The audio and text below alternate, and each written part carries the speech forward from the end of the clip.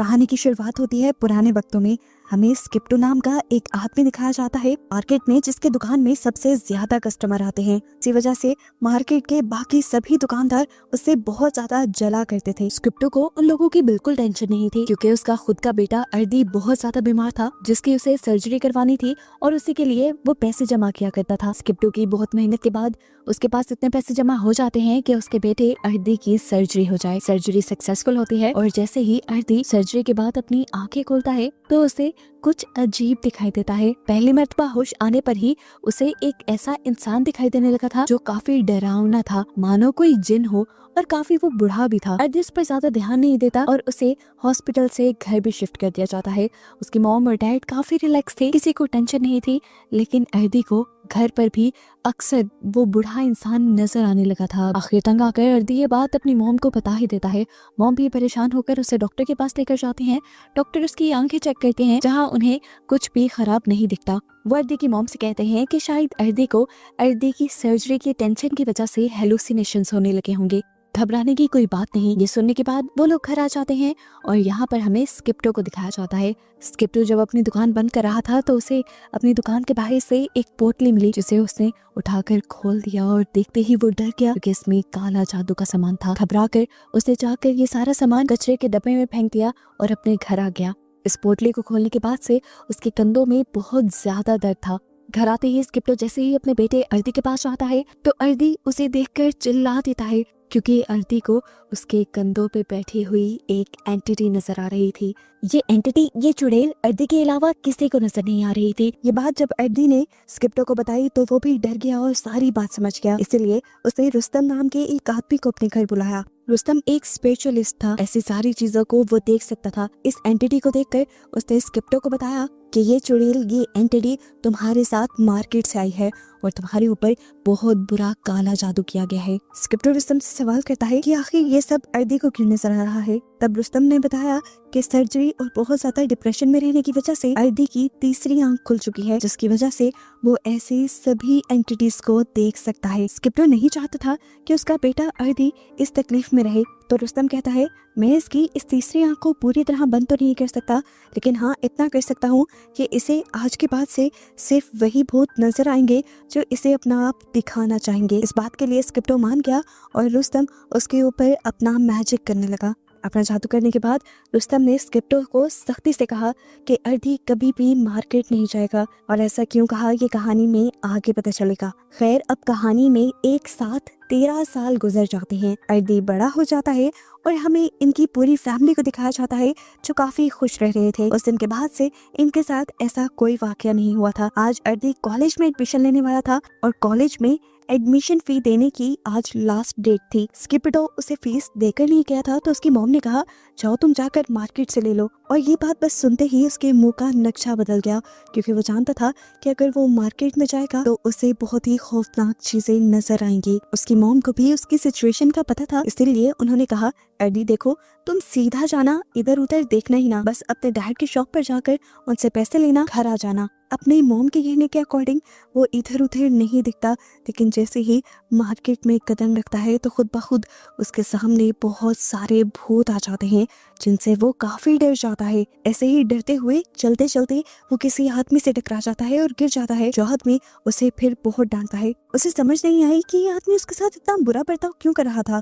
एक दूसरे दुकानदार ने आकर अर्दी को संभाला और उसे कहा इसकी बातों का बुरा मत मानो, इसकी बेटी अभी 2 दिन पहले मरी है। अर्दी को उसके लिए सुनकर बुरा लगा और वो अब अपने डैड के पास आ गया। अपने डैड के ऑफिस के बाहर खड़े ही उसे अपने डैड और अपनी अंकल की आवाजें आ रही थी। उसके अंकल स्किप्टो को कहते हैं इतने लालची मत बनो, जो कर रहे हो वो मत करो। लेकिन स्किप्टो उसकी बात का कोई जवाब नहीं देता और अर्दी को अंदाजा हो जाता है कि उसके डैड कुछ तो बुरा या गलत कर रहे हैं। उसके अंकल भी गुस्से में निकलकर बाहर चले जाते हैं और स्किप्टो भी बाहर आकर अर्दी को देख लेता है। स्किप्टो अर्दी को पैसे देता है और पैसे लेकर अर्दी यहाँ से चला जाता है। जिसके बाद रात हो जाती है। स्किप्टो अपनी दुकान बंद ही कर रहा होता है कि आज दोबारा उसे अपनी दुकान के बाहर से एक पोटली मिलती है, जिस पोटली को उसने बिना कुछ सोचे समझे खोल लिया, यानी पहले वाली ही गलती की। इस पोटली को खोलते ही वो डर गया क्योंकि इसमें इस मर्तबा काफी ज्यादा काला जादू का सामान था, जिसका मतलब कि जादू अब ज्यादा ताकत से किया गया था। और इस पोटली को खोलने के बाद से ही स्किप्टो को बहुत ही डरावनी शैतानी आवाजें आना भी शुरू हो गई थी, जैसे उसके चारों तरफ बस शैतानी रूहें मंडला रही हूँ। इनके डर से वो जोर से चिल्लाता है, मैं जानता हूँ तुम मेरा कुछ नहीं बिगाड़ सकती, इसलिए मैं तुमसे बिल्कुल नहीं डरता। उसके कहते ही सारी आवाजें बंद हो जाती हैं और वो अपनी गाड़ी में बैठकर यहाँ से चला जाता है। घबराया हुआ वो घर पहुँचता है तो उसकी वाइफ उससे पूछती है क्या हुआ स्किप्टो, लेकिन स्किप्टो से कुछ नहीं पता था और जाकर सो जाता है।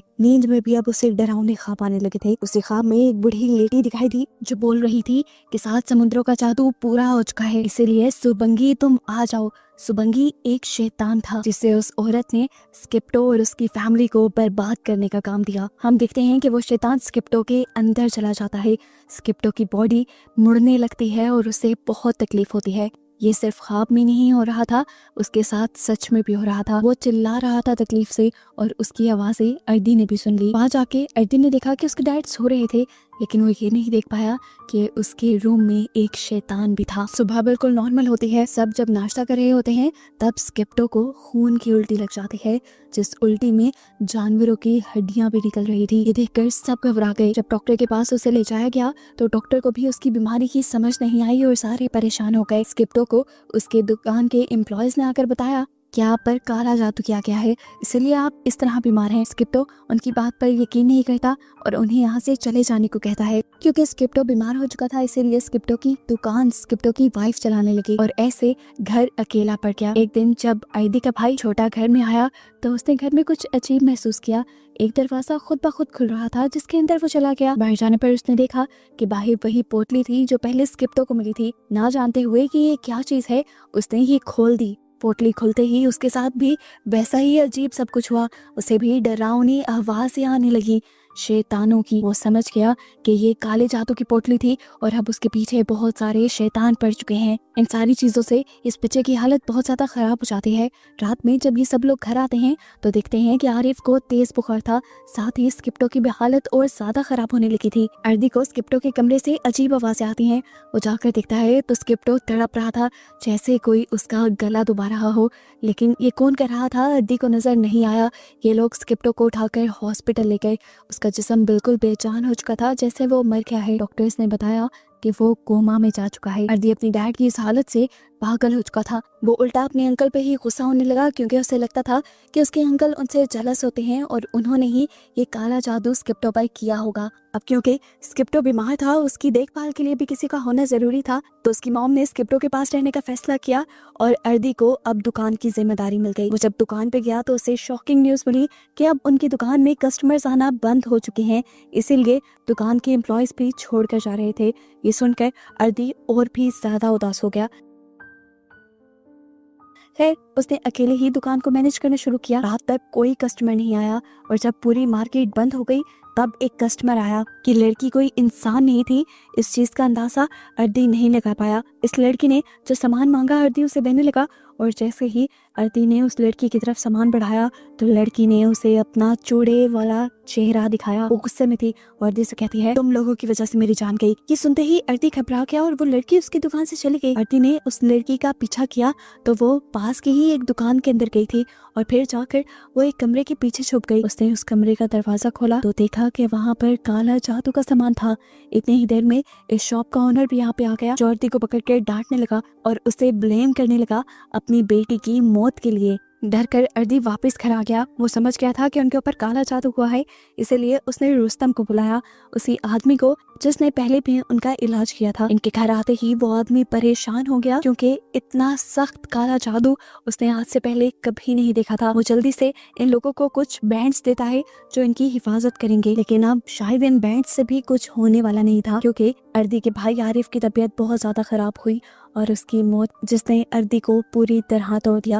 वो गुस्से में अगले ही दिन अपने अंकल के पास गया और उनको बुरा भला बोलने लगा और कहने लगा, बताएं अब क्या चाहते हैं, अब तो मेरा भाई भी मर गया है, अब क्या हम सबको मारना चाहते हैं, बंद भी कर दें काला जादू। तो यहाँ पर उसके अंकल ने उसे एक बहुत बड़ी सच्चाई बताई कि बेटा काला जादू मैं नहीं करता, बल्कि इसकी शुरुआत तुम्हारे ही डैड ने की थी। बताते हैं कि सालों पहले जब तुम्हारे डैड के पास कोई नहीं था, मैंने ही तुम्हारे डैड को ये दुकान बना कर दी थी। उसने खूब मेहनत की, इसी वजह से उसकी दुकान चल पड़ी, लेकिन लोगों को ये बर्दाश्त नहीं हुआ। यहाँ मार्केट का एक असूल है कि लोग अपने दुश्मन को खत्म करने के लिए काला जादू करते हैं और लोग स्किप्टो के ऊपर ऐसा ही करने लगे। स्किप्टो को पहले कुछ समझ नहीं आया, फिर मैंने स्किप्टो को सारी कहानी बता दी। स्किप्टो ने पहले तो कुछ नहीं किया, लेकिन जब उसने देखा कि काला जादू का असर उसकी फैमिली पे होने लगा है, तुम पर और तुम्हारी मॉम पे होने लगा है, तो उसे गुस्सा आ गया और उसने फैसला कर लिया कि वो काले जादू का जवाब काले जादू से ही देगा। वो एक जादूगरनी के पास गया और उससे जाकर उसने अपने दुश्मनों पर काला जादू करवाया, जिससे उसके सारे दुश्मन खत्म हो गए और उसका कारोबार दोबारा चलने लगा। आखिरी मर्तबा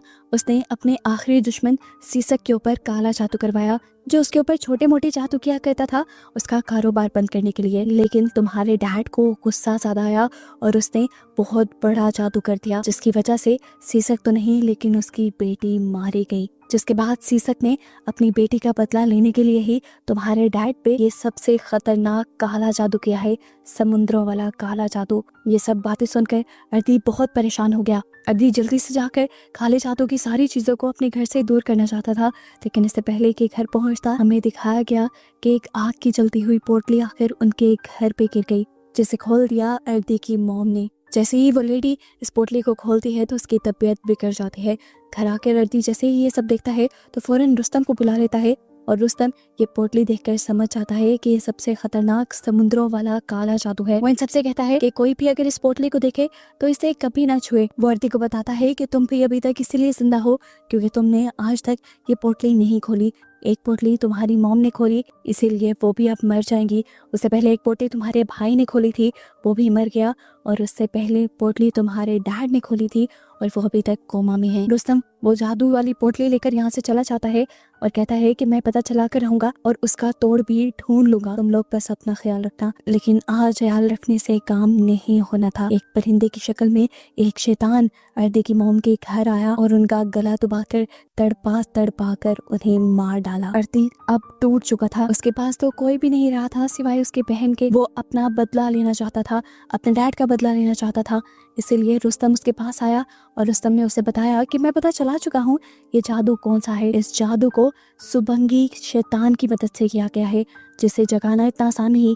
इसे जगाने के लिए 7 समुद्रों तक जाना पड़ता है और 7 समुद्रों के पानी का इस्तेमाल करके जादू होता है, जिसके बाद ये शैतान जागता है। अगर तुम्हें इस सुबंगी शैतान को मारना है या सुलाना है तो तुम्हें उन 7 समुद्रों का पानी लाकर अपने डैड को प्योर करना पड़ेगा, जिसके जरिए उस शैतान को जगाया गया है। ये काम इतना भी आसान नहीं था। इनको कैसे पता चलता कि समुंदर की कौन सी जगह से पानी लिया गया है? ये पता चलाने के लिए रुस्तम फैसला करता है कि इन लोगों की तीसरी आंख भी खोल दी जाए। अर्दी की तो तीसरी आंख पहले से ही काफी हद तक खुली हुई थी। रुस्तम फैसला करता है कि उसकी बहन की भी तीसरी आंख खोल दी जाएगी, जिससे इन्हें मदद मिलेगी अपना मिशन कंप्लीट करने के लिए। अब अर्दी और उसकी बहन अपने सफर में निकल जाते हैं, जबकि पीछे हमें दिखाया जाता है कि रुस्तम स्किप्टो का ख्याल रखने के लिए अपना जादू शुरू कर चुका है, जिससे कोई भी बुरा या काला जादू स्किप्टो के ऊपर असर ना करे। ये लोग फाइनली पहले समुद्र के पास पहुंच जाते हैं, जहां एक छोटा सा टेंपल बना हुआ था। इन्हें बस यहाँ से पानी लेना था, लेकिन यहाँ पर मौजूद शैतानी आत्मा इन्हें बहुत ज्यादा डरा देती है, पानी नहीं लेने देती। लेकिन स्किप्टो की बहन उसे चकमा देकर फाइनली ये लोग यहाँ से पानी लेकर आगे की तरफ बढ़ जाते हैं। इनकी तीसरी खुली हुई आंख ऐसे ही बाकी 6 समुद्रों पर बने टेंपल को ढूंढने में मदद देती है और हर समुद्र पर पहुंच कर ये लोग बहादुरी से शैतानी पावर्स से लड़कर आखिर अपने डैड को बचाने के लिए पानी लाने में कामयाब भी हो जाते हैं। लेकिन अब भी एक बहुत बड़ा ट्विस्ट है, ये लोग अपने डैड को बचा भी पाएंगे कि नहीं, क्योंकि इनको घर पहुंचते हुए पूरी रात लग जाएगी। और यहाँ हमें सुबंगी शैतान को दिखाया जा रहा है, जो पहुंच चुका है इनके घर इनके डैड को मारने के लिए। सुबंगी को रोकने के लिए रुस्तम कॉन्टिन्यूस अपना जादू कर रहा था, जिससे सुबंगी को थोड़ी थोड़ी तकलीफ हो रही थी। इसीलिए सुबंगी ने पहले स्किप्टो को मारने से पहले रुस्तम को ही मारने की प्लानिंग की। ये अजीब सा डरावना सींग वाला शैतान पहले रुस्तम के ऊपर ही हमला करके उसे मार देता है और फिर उसे घर पे नजर आते हैं अर्दी के अंकल। ये बंदा भी उसका मिशन ना खराब कर दे, इसीलिए सुबंगी पहले इसे ही मारने का सोचता है। उसका गला पकड़कर अपने बड़े बड़े हाथों से वो दबा कर उसे मार देता है। और इतनी ही देर में हम देखते हैं कि बाहर अर्दी की गाड़ी आ जाती है। अंदर आते ही वो शौक हो गया, क्योंकि उसने आते ही रुस्तम और अपने अंकल की लाश देख ली। लेकिन अभी दुख करने का या शौक रहने का टाइम नहीं था।